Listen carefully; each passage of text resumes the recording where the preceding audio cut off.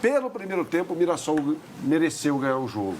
No segundo tempo, houve mais equilíbrio, o Diniz tentou uma série de coisas, colocou o Caio César para jogar pelo lado direito, trouxe o Bidon para o lado esquerdo, tirou o Garro, mas não deu certo. Foi uma atuação bem abaixo do Corinthians e o Mirassol, em que pese o pênalti inexistente, mereceu o resultado. Que nota você daria para o Candançã? Uma nota 3. Nota 3. Eu vou somando notas aqui, depois eu quero ouvir vocês também, porque tem a reclamação oficial, né, formal, do Corinthians para a CBF, porque agora os árbitros são pró, né? Eles andam com aquele... distintivo. Árbitro pró. São todos profissionais. Tal. O que esperava-se há muito tempo, né?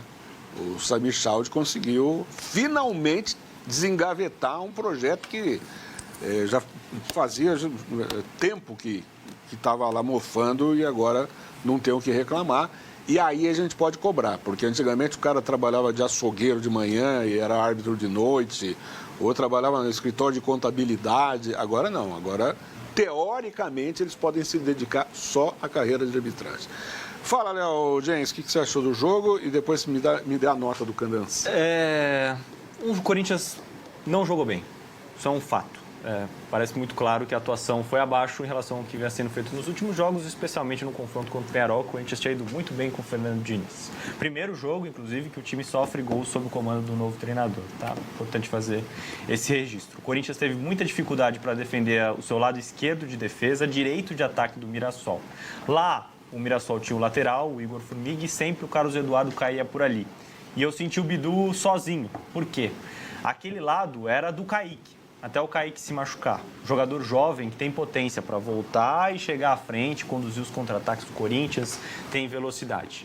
Qual tem sido a escolha do Diniz para os últimos jogos? O Lingard, que já é um jogador mais experiente, que não tem essa força para voltar, ajudar o Bidu e depois chegar lá na frente. Então, eu acho que o Diniz tem um problema a resolver aí desse lado esquerdo. Lingard pode até, tecnicamente, entregar algo positivo ao Corinthians, mas sem a bola eu acho que ele terá problemas por ali e aí o Bidu pode ficar um pouquinho mais exposto, como foi o caso do jogo contra o Mirassol. Vitória mais do que merecida do time do Rafael Guanais, acho que com relação ao campo é isso, Cacá. E o árbitro, que nota? Nota 5. 5? 5.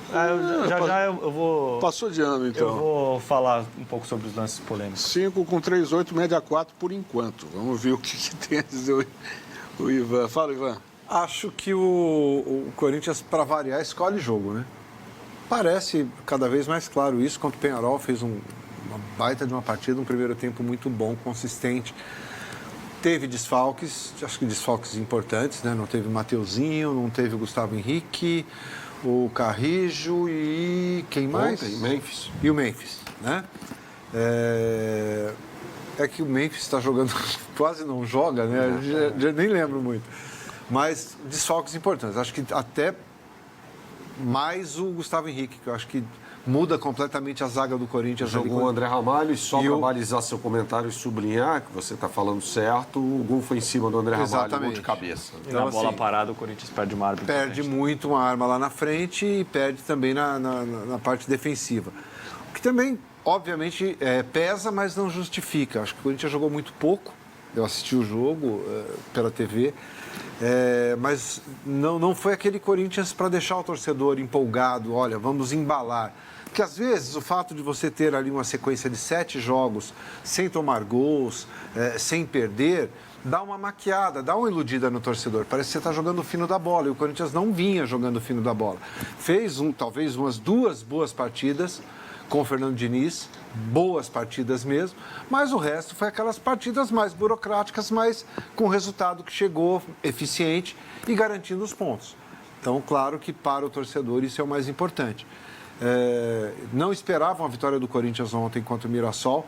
Claro, os lances, para mim, teve a falta, a gente vai analisar depois, detalhe, acho que teve a falta no gol do segundo gol, no início da jogada ali no Garro. E o pênalti é discutível. Algum árbitro vai marcar, outro não. Eu acho que esse pênalti ali, eu não falei, para mim foi, para mim não foi. Esse eu acho que é mais A gente interpretativo. vai colocar vai olhar. na sequência ali. Agora, você falou que o Corinthians até então estava com a baliza 0, né? Com o Fernando Diniz, não tinha tomado gol de ninguém.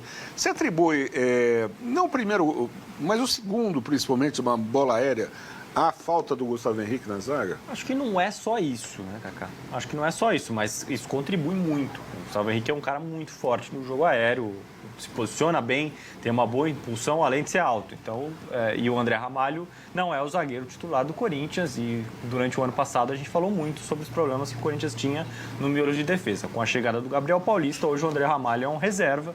Quando você não tem um titular, e o zagueiro mais sólido da dupla de defesa do Corinthians é o Gustavo Henrique. O Gabriel Paulista tem erros ao longo de 2026, o Gustavo Henrique não. Então, acho que parte da explicação está, sim, na ausência dele, mas não é só isso, são comportamentos coletivos.